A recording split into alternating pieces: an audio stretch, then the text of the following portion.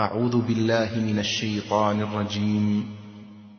قل هذه سبيلي أدعو إلى الله على بصيرة أنا ومن اتبعني وسبحان الله وما أنا من المشركين.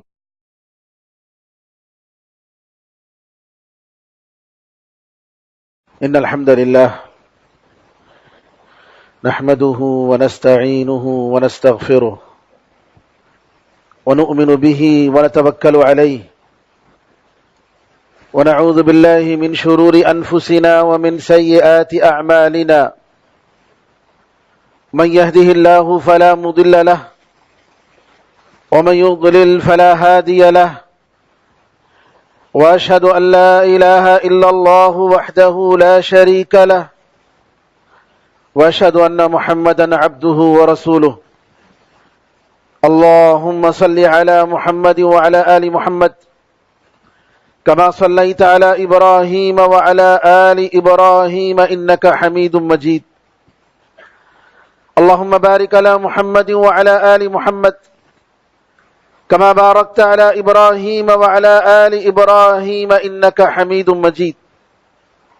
أما بعد فإن خير الحديث كتاب الله وخير الهدي هدي محمد صلى الله عليه وسلم وشر الأمور محدثاتها وكل محدثة بدعة وكل بدعة ضلالة وكل ضلالة في النار.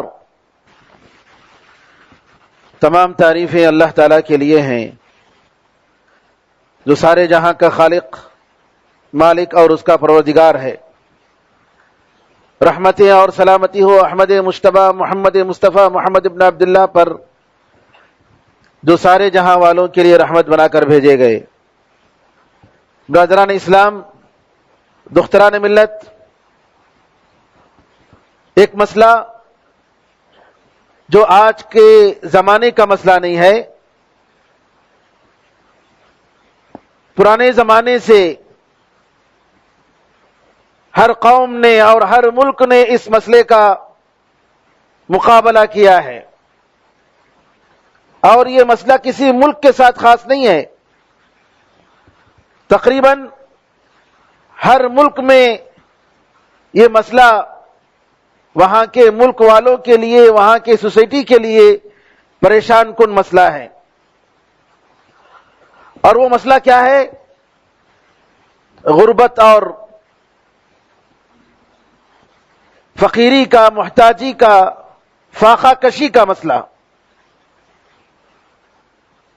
ہمارا ملک ان ملکوں میں سے ایک ہے جہاں پر غریبوں کی تعداد زیادہ ہے.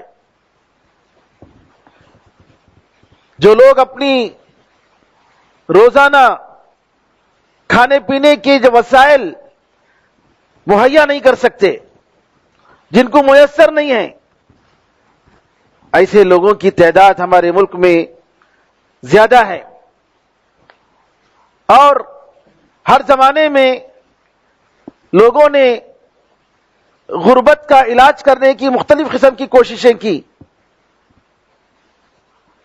لیکن ان کی کوششیں چونکہ وحی الہی کی روشنی میں نہیں تھیں، اس وجہ سے ان کی کوششیں بیکار ہو گئیں، کامیاب نہیں ہو سکی. آپ کو معلوم ہوگا نبی کریم صلی اللہ علیہ وسلم کے زمانے میں مسلمانوں کا، عرب کا کیا حال تھا، کیسی غربت تھی. کھانے پینے کے لیے چیزیں میسر نہیں تھی. نبی کریم صلی اللہ علیہ وسلم خود آپ کے گھر میں 2 مہینے مسلسل گزر جاتے، تیسرے مہینے کا چاند بھی دیکھ لیتے، لیکن چولہا پکتا نہیں تھا. جنگ خندق کے موقع پر جب صحابہ خندق کھود رہے تھے، باہر کے دشمنوں کا مقابلہ کرنے کے لیے قریش، عرب، یہودی سب ایک چھوٹی بستی مدینے کے خلاف جمع ہو گئے.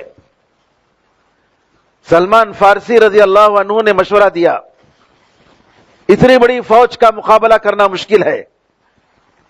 ایک کام کرتے ہیں کہ ہم مدینے کے اطراف ایک اتنا بڑا گڑھا کھود لیتے ہیں, خندق کھود لیتے ہیں کہ جس کی وجہ سے دشمن ہمارے پاس نہ پہنچ سکے. رسول اللہ صلی اللہ علیہ وسلم ایک پروجیکٹ پر عمل کرنا شروع کرتے ہیں اپنے آپ کی بچانے کے لیے, مدینے کی حفاظت کے لیے. کھودتے ہوئے, خندق کھودتے ہوئے ایسا کئی موقع آیا کہ بڑا چٹان سامنے آ گیا. نبی کریم صلی اللہ علیہ وسلم کے پاس صحابہ جاتے ہیں, کہتے ہیں اللہ کے رسول زبردست چٹان ہے, ہم توڑ نہیں سکتے. نبی کریم صلی اللہ علیہ وسلم کلہاڑی اپنے ہاتھ پر لے کر ایک بار مارتے ہیں اور پاش پاش کر دیتے ہیں. جابر رضی اللہ تعالیٰ کہتے ہیں کہ نبی کریم صلی اللہ علیہ وسلم جب مار رہے تھے تو میری نظر آپ کے پیٹ پر لگی, میں نے دیکھا کہ آپ پیٹ پر پتھر باندھے ہوئے ہیں. غربت کا یہ عالم. لیکن نہیں, نبی کریم صلی اللہ علیہ وسلم کی تعلیم اور اس دین کا نتیجہ تھا کہ آپ دیکھتے ہیں کہ یہی عرب چند ہی سالوں میں عجم پر اس وقت کے بڑے سپر پاور دو ملک جو ایسا کہ آج امریکہ اور رشیا, اس طریقے سے دو زبردست سپر پاور ممالک جو تھے ایران اور روم, دونوں پر قبضہ کر لیتے ہیں. صحابہ کے زمانے میں مصر کی حکومت گر جاتی ہے صحابہ کے ہاتھ میں, اور سبحان اللہ دیکھتے ہی دیکھتے مسلمان دنیا کے بہت بڑے رقبے پر مالک بن جاتے ہیں. خوشحالی آ جاتی ہے, غربت ختم ہو جاتی ہے. یہ کس کا نتیجہ تھا؟ یہ دین کا نتیجہ تھا, دین اسلام کا نتیجہ تھا. لوگ فاقہ کشی اور غربت کے علاج کے لیے جو پلاننگ لاتے ہیں وہ فطرت سے ٹکرانے والے. کیا؟ Family planning. بچے زیادہ ہو جائیں گے تو کیا ہوگا؟ اتنے لوگوں کے لیے کھانے کا سوال کہاں سے انتظام کریں گے, پانی کا انتظام کہاں سے کریں گے, لہذا فیملی پلاننگ. دوسری طرف اشتراکیت, کمیونزم, جو بالکل فطرت کے مخالف, کہ آدمی محنت جتنا جو بھی کرے, جتنا بھی پڑا ہوا ہو, اس کی لمیٹڈ روٹی ہوگی, لمیٹڈ راشن ہوگا, وہ اپنی مرضی کی زندگی نہیں گزار سکتا. فطرت کے بالکل خلاف. نتیجہ کیا ہوتا ہے؟ اس کی وجہ سے فاقہ کشی اور غربت اور بڑھتی ہے. ہم نے دیکھا کہ سوویت یونین کے ممالک کا کیا حال ہوا. کیوں؟ اس وجہ سے کہ ان کا نظریہ, وہ پورا ملک ایک باطل نظریے پر قائم تھا جو انسان کی فطرت سے بالکل ٹکرانے والا. اگر 16 گھنٹے کام کرنے والے کے لیے بھی اتنا ہی راشن ہے, اتنے ہی کپڑے اگر ملنے ہیں, اور 8 گھنٹے اور 4 گھنٹے کام کرنے والے کے لیے اتنے ہی گھنٹے, اتنے ہی راشن اور اتنا ہی کپڑے ملیں گے, جیسا کہ اشتراکیت اور کمیونزم کا نظریہ ہے, تو کوئی آدمی محنت کیوں کرے گا؟ اگر کسان اور بڑے سے بڑی تعلیم یافتہ آدمی دونوں کا لیول ان کی نظر میں برابر ہے, تو یہ کیوں آخر تعلیم حاصل کرے گا؟ پڑھنے کی کیا ضرورت؟ بالکل فطرت سے ٹکرانے والی یہ تحریکیں, یہ نظام, جس کا نتیجہ یہ ہوا کہ دنیا نے دیکھ لیا کہ ختم ہو گئے. یہ غربت کیوں آتی ہے؟ آپ کو تعجب ہوگا, افریقی ممالک جہاں عام طور پر غربت کا بڑا مسئلہ ہے, فاقہ کشی میں لوگ مرتے ہیں. ہم نے کتنے ایسے ویڈیو کلپ دیکھے کہ جو ہے وہ گدھ, جس کو کہتے ہیں کہ جانوروں کو, مردوں کو کھانے والا, چیل کی قسموں میں بہت بڑا ہوتا ہے گدھ, ولچر, ایک بچہ مرنے کے قریب ہے اور اس کے انتظار میں بیٹھا ہے گدھ، یہ کب مرے گا اور میں کب اس کو کھاؤں گا۔ افریقہ کے ممالک کی تصویر جو کھینچی جاتی ہے صومالیہ میں اور ادھر ادھر، کیوں؟ حالانکہ آپ دیکھیں افریقہ کے ممالک میں اللہ نے اتنے خزانے رکھے ہیں کہ ماشاءاللہ ہریالی ہی ہریالی، پیٹرول،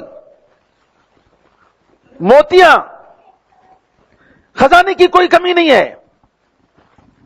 وہاں دو چیزیں ہیں، پہلی چیز وہاں کے دشمن وہاں کے سورس کو سمیٹنے کے لیے اور لوٹنے کے لیے مغربی ممالک خاص طور پر پلاننگ، ان میں سے خاص طور پر اسرائیل اور چائنا کا نام آتا ہے، اور یورپین ممالک میں بعض ممالک ہیں جن کی پلاننگ کے تحت وہاں لڑائی کا سلسلہ جاری رہتا ہے۔ امن کی زندگی نہیں، سکون نہیں۔ جب امن نہ ہو تو کوئی آدمی کیسے محنت کرے گا، کیسے کمائے گا، روزی روٹی کا انتظام کیسے ہوگا؟ دوسری چیز سستی اور غفلت، لوگ زیادہ تر ٹائم ٹی ویوں کے سامنے گزارتے ہیں، محنت کرنے کا جذبہ نہیں۔ نتیجہ کیا ہوتا ہے کہ نعوذ باللہ غربت پھیلتی ہے۔ سودی نظام غریب کو غریب تر بناتا ہے اور مالدار کو اور مالدار بناتا ہے۔ یہ رأسمالیت کا جو نظام ہے، کیپٹلزم جس کو کہتے ہیں، آپ دیکھیں گے ایک آدمی ہے، ایک بڑی کمپنی ہے جو ساری دکانوں کو، ساری کمپنیوں کو ہڑپ کر جاتی ہے۔ نتیجہ کیا ہوتا ہے؟ اب جو بیچارہ روٹی اپنے گھر کے لیے یا کم از کم مڈل لیول میں زندگی گزار رہا تھا، غریب بن گیا، اس کی دکان بند ہو گئی۔ یہ کیا ہے؟ یہ کیپٹلزم ہے، یہ کیپٹلزم، رأسمالیت۔ اسلام اس کے بالکل برخلاف، اسلام اس کے بالکل برخلاف۔ اسلام یہ کہتا ہے کہ اگر کوئی شخص اپنی کھیت سے اپنی کاشت لا کر، پھل ترکاری لا کر اگر وہ بیچ رہا ہے، بستی والا جا کر اس کے پاس سے لے کر اس سے بات چیت کر کے پورا مال لا کر اپنی دادا گیری نہ کرے،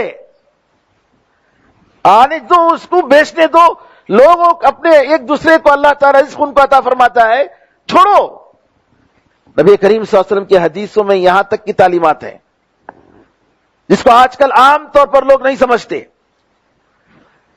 نبی کریم صلی اللہ علیہ وسلم نے جو لوگ مصیبت کے موقع پر، پریشانیوں کے موقع پر گڑن میں غلے رکھ کر صرف اس چیز کا انتظار کرتے ہیں کہ قیمت بڑھے گی تو ہم بیچیں گے، ورنہ ہم نہیں بیچیں گے۔ بعض روایتوں میں آتا ہے احتکار، یعنی اس طریقے سے غلوں کو جمع کر کے رکھنے والا، کھانے پینے کی چیزوں کو جمع کر کے رکھنے والا جنت میں نہیں جائے گا، کیونکہ مقصد اس کا کیا ہے؟ لوگ جب ڈیمانڈ زیادہ آئے گا تب کریں گے۔ یہ سوسائٹی کے ساتھ جو خیر خواہی ہوتی ہے، جس کا اسلام حکم دیتا ہے، اس کے بالکل برخلاف ہے۔ اسلام کی ایسی بہت ساری تعلیمات ہیں۔ اسلام نے غربت کے علاج کے لیے، میرے بزرگوں، میرے بھائیوں، جو باتیں بتائی ہیں، اس میں سب سے اہم انسان کی سستی ہے، انسان کی غفلت ہے۔ اسلام کی نظر میں غربت ایک مصیبت ہے۔ نبی کریم صلی اللہ علیہ وسلم پناہ مانگتے تھے۔ صوفیاء کی زبانوں میں ایک جھوٹی حدیث عام ہے، الفقر فخری،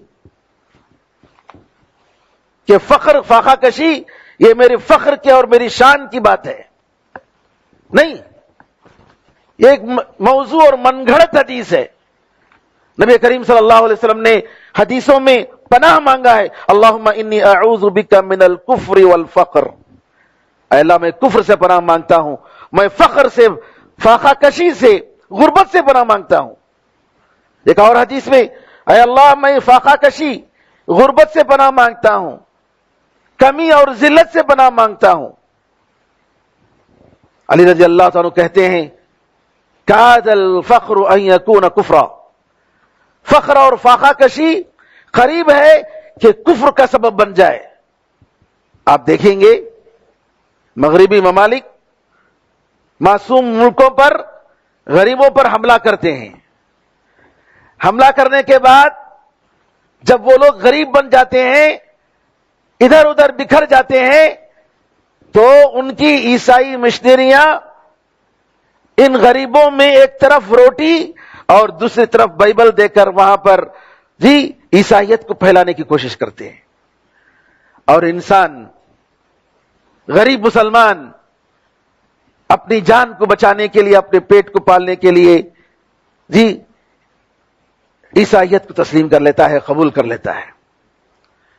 کتنے مسلمان ایسے ہیں غریب علاقوں میں، آپ دیکھیں جہاں پر ہفتہ وار چرچوں سے جو راشن ملتا ہے اس کو لینے کے لیے ان کا نام وہاں لکھا ہوا ہے، اور جاتے ہیں اور باقاعدہ وصول کر کے آتے ہیں۔ نتیجہ کیا ہے؟ آہستہ آہستہ وہ دین سے دور ہوتا جاتا ہے۔ کتنے مسلمان ایسے ہیں جو غیر مسلموں کی عبادت گاہوں میں جو چیزیں تقسیم کی جاتی ہیں اس کو لینے کے لیے جا کر کھڑے ہوتے ہیں کیوں میں، اور نعوذ باللہ ان کو یہ نہیں معلوم اور یہ سمجھتے نہیں ہے کہ یہ حرام ہے، یہ شرک کا کام ہے، یہ کسی بھی طریقے سے جائز نہیں۔ قرآن کریم میں اللہ تعالیٰ نے نعمت اور دولت کو اپنی نعمتوں میں شمار کیا، احسان کے طور پر اللہ نے ذکر کیا۔ اللہ نے مثال دی کہ اللہ تعالیٰ ایک ایسی بستی کی مثال دیتا ہے جو بالکل پرامن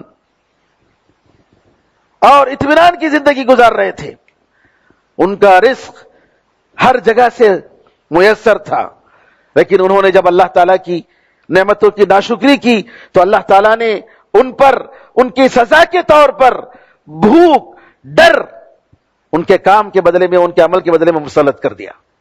بھوک اور ڈر اور خوف ان کے بدعمالیوں کی وجہ سے۔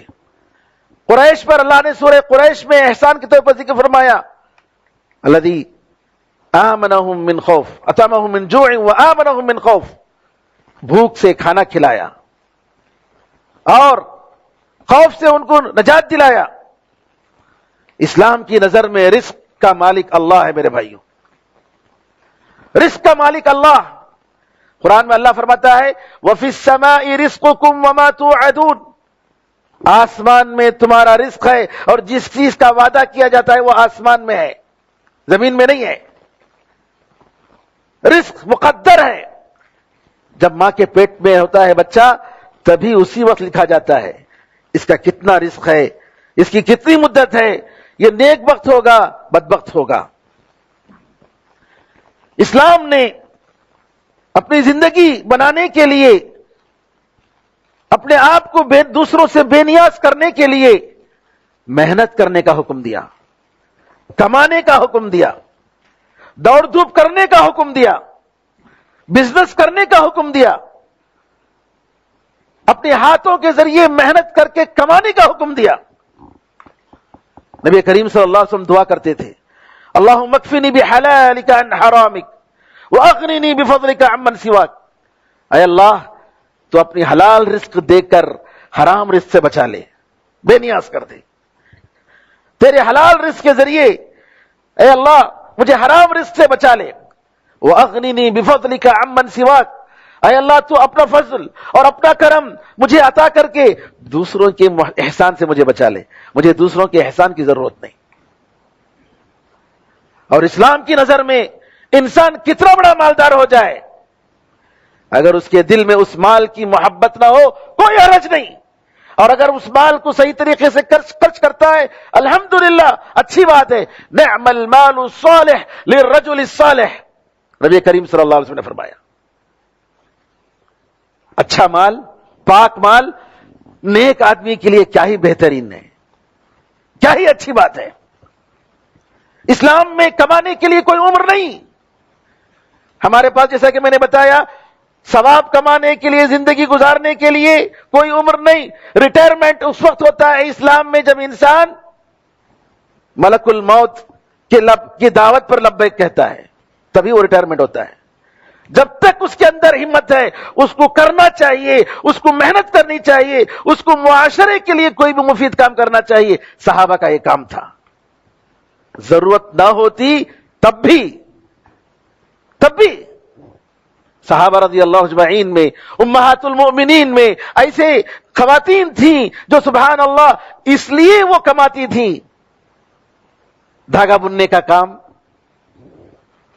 بعض صحابہ رضی اللہ اجمعین کلی کا کام کرتے تھے تاکہ لوگوں کو صدقہ اور خیرات کریں.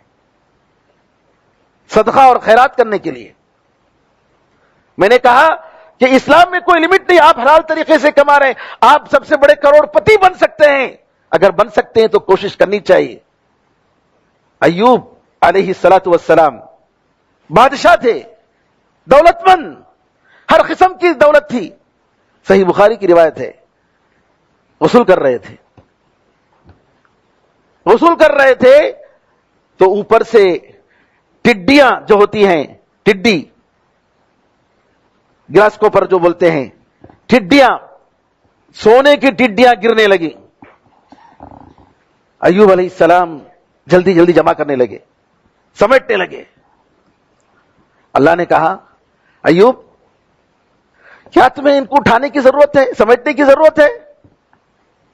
میں نے تو تم کو بے نیاز کیا ہے, جتنی دولت تمہیں دی ہے تمہیں اس کی ضرورت نہیں ہے. ایوب علیہ السلام کا جواب دیکھیے, ہاں اے اللہ تو بے شک تو نے دیا ہے, لیکن میں مزید تیری برکت سے میں بے نیاز نہیں ہوں. اگر تیری برکت مزید آ رہی ہے تو میں اس سے بے نیازی نہیں برتوں گا, لاپرواہی نہیں برتوں گا. میرے بزرگوں, میرے بھائیوں, فاقہ کشی کا مطلب یہ ہوا کہ آدمی اپنی ضرورت پوری نہیں کر پا رہا ہے. جتنی اس کی ضرورت پوری نہیں ہو پا رہی ہے اور وہ دوسروں کا محتاج ہو جا رہا ہے. چاہے وہ کھانے پینے میں ہو, کپڑے میں ہو, دوا اور علاج میں ہو, رہائش میں ہو یا تعلیم میں ہو, کسی بھی حالت میں. نتیجہ کیا ہوتا ہے کہ بیچارہ محتاج ہو جاتا ہے, قرض لیتا ہے, قرض لے کر اور مزید اس میں ڈوبتا ہے, مصیبت پر مصیبتیں جمع ہوتی ہیں. ایک بات یاد رکھیے, اسلام نے قناعت کا حکم دیا ہے. اللہ نے جتنا آپ کو دیا ہے اس پر ہم جتنا چادر اتنا پیر پھیلاؤ. یہ اسلام کی تعلیم ہے. اسلام یہ کہتا ہے کہ تم دنیا کے معاملے میں اپنے سے اوپر کو مت دیکھو کہ کہیں اللہ تعالیٰ کی نعمت جو تم پر ہے اس کو تم حقیر سمجھنے لگو, اس کی تم عزت نہ کر پاؤ, اللہ کا شکریہ ادا نہ کر پاؤ. لیکن اس کے ساتھ ساتھ اللہ تعالیٰ ہمیں حکم دیتا ہے کہ ہم محنت کریں, ہم دوڑ دھوپ کریں اور رزق کے لیے, رزق حلال کے لیے ہم کوشش کریں. یہ ہر مسلمان کا فرض ہے. نبی کریم صلی اللہ علیہ وسلم جی جوانی میں آپ بکریوں کو چراتے تھے. نبی کریم صلی اللہ علیہ وسلم فرماتے ہیں کوئی آدمی اپنے ہاتھ کی محنت سے بڑھ کر پاک اور حلال رزق نہیں کھایا. اور داؤد علیہ السلام اپنے ہاتھ سے بناتے تھے, اپنے ہاتھ سے زرہ بنا کر, جنگی لباس بنا کر بیچتے تھے داؤد علیہ السلام, اور اس کے ذریعے کماتے تھے. قرآن کریم میں اللہ تعالیٰ نے بتایا کہ ہم نے زمین میں جو کچھ عطا کیا ہے تمہارے لیے دیا ہے. تم دوڑو, چلو, پھرو اور کماؤ. سورہ جمعہ میں اللہ نے فرمایا فَإِذَا قُضِيَتِ الصَّلَاةُ فَانتَشِرُوا فِي الْأَرْضِ, جمعے کی اذان ہو تو تجارت بند کر دو اور اللہ کے ذکر کی طرف دوڑو. لیکن جب نماز پوری ہو جائے فَانتَشِرُوا فِي الْأَرْضِ وَابْتَغُوا مِنْ فَضْلِ اللَّهِ, زمین میں پھیل جاؤ اور اللہ کے رزق تلاش کرو. نبی کریم صلی اللہ علیہ وسلم فرماتے ہیں کہ اگر تم لوگ جس طریقے سے پرندے اللہ پر بھروسہ کرتے ہیں ویسے اللہ پر بھروسہ کرو تو اللہ تعالیٰ تمہیں اسی طریقے سے رزق دے گا جیسے پرندوں کو رزق دیتا ہے. توکل جیسا کرنا چاہیے ویسا اگر کرو گے تو اللہ تعالیٰ تم کو ایسے رزق دے گا جیسے پرندوں کو دیتا ہے، خالی پیٹ اپنے گھروں سے گھونسلوں سے نکلتے ہیں اور جب واپس آتے ہیں تو پیٹ بھر کر واپس آتے ہیں۔ جی اللہ پر بھروسہ کر کے وہ بیٹھتے نہیں ہیں اپنے گھونسلوں میں۔ عمر رضی اللہ عنہ نے کہا کہ آسمان سے سونے چاندی کی بارش نہیں آتی، زمین سونے چاندی کے درخت نہیں اگاتے، جاؤ محنت کرو، کام کرو، گھر میں مت بیٹھو، مسجد میں بیٹھنے کا ٹائم ہے، مسجد میں اس وقت بیٹھو، اور لیکن جب مسجد سے کام ہو جائے، اپنی عبادتوں سے فارغ ہو جائے، جاؤ جا کر عبادت اپنی دوسری جو عبادت کا دوسرا حصہ ہے اس کو تم ادا کرو۔ یہ عمر رضی اللہ تعالیٰ عنہ کا یہ قول ہے۔ میرے بزرگوں، میرے بھائیوں، اپنی عزت بچانے کے لیے، گھر والوں کی عزت بچانے کے لیے محنت کرنا عبادت ہے اسلام کی نظر میں۔ نبی کریم صلی اللہ علیہ وسلم فرماتے ہیں سچا تاجر، بزنس مین جو سچائی کے ساتھ تجارت کرتا ہے، امانت داری کے ساتھ تجارت کرتا ہے، قیامت کے دن انبیاء کے ساتھ، صدیقوں کے ساتھ، شہداء کے ساتھ ہوگا۔ نبی کریم صلی اللہ علیہ وسلم فرماتے ہیں اگر مسلمان کوئی پودا لگاتا ہے یا کوئی کھیتی باڑی کرتا ہے اور اس کھیتی باڑی سے، اس پودے سے، اس کے درخت سے کوئی پرندہ، کوئی انسان کھاتا ہے تو اس کی وجہ سے ایک صدقہ ہوگا۔ یہ صحیح بخاری کی روایت ہے۔ صحابہ رضی اللہ عنہ اجمعین سفر میں، خشکی میں اور تری میں، سمندروں میں تجارت کرتے تھے، محنت کرتے تھے۔ نبی کریم صلی اللہ علیہ وسلم سے پوچھا گیا کہ بہترین کمائی کوئی ہے، کون سی ہے؟ نبی کریم صلی اللہ علیہ وسلم نے فرمایا کہ بہترین کمائی اپنے ہاتھ سے کمائی اور ہر پاک تجارت اور اچھی تجارت، حلال تجارت۔ میرے بزرگوں، بہت ساری مثالیں ہیں نبی کریم صلی اللہ علیہ وسلم کی زندگی میں جس سے ہمیں معلوم ہوتا ہے کہ ہم مسلمان جتنا ممکن ہو گھر میں نہ بیٹھیں، محنت کریں، دوسروں کے محتاج نہ بنیں۔ آدمی کوشش کرے کہ دوسروں سے بے نیاز ہو، اور اللہ تعالیٰ ضرور محنت کرنے والوں کو ان کا بدلہ دیتا ہے۔ قرآن میں اللہ فرماتا ہے، اس دنیا کا قانون ہے وَأَن لَيْسَ لِلْإِنسَانِ إِلَّا مَا سَعَى، انسان کے لیے وہی ہے جو وہ محنت کرتا ہے۔ اللہ تعالیٰ سے دعا ہے کہ اللہ تعالیٰ ہم سب کو بے نیاز فرمائے، اللہ تعالیٰ ہم سب کو دوسروں کا محتاج نہ بنائے۔ اللہ تعالیٰ اپنے فضل و کرم سے ہم لوگوں کو اور سارے مسلمانوں کو اللہ تعالیٰ بے نیاز فرمائے۔ اللہ تعالیٰ ہم سب کو ہماری ضرورتوں کو پوری فرمائے۔ اللہ تعالیٰ ہمیں اور آپ تمام مسلمان بھائیوں کی حفاظت فرمائے، معصوموں کی حفاظت فرمائے۔ اللہ تعالیٰ سب کو اپنی زندگی میں خوشی کی اور عزت کی زندگی، اطمینان اور سکون کی زندگی عطا فرمائے۔ آمین ارحم الراحمین۔ بارک اللہ لنا ولکم فی القرآن العظیم ونفعنا وإياكم بالآیات والذکر الحکیم، انہ تعالی جواد کریم ملک بر رؤوف رحیم رب حلیم۔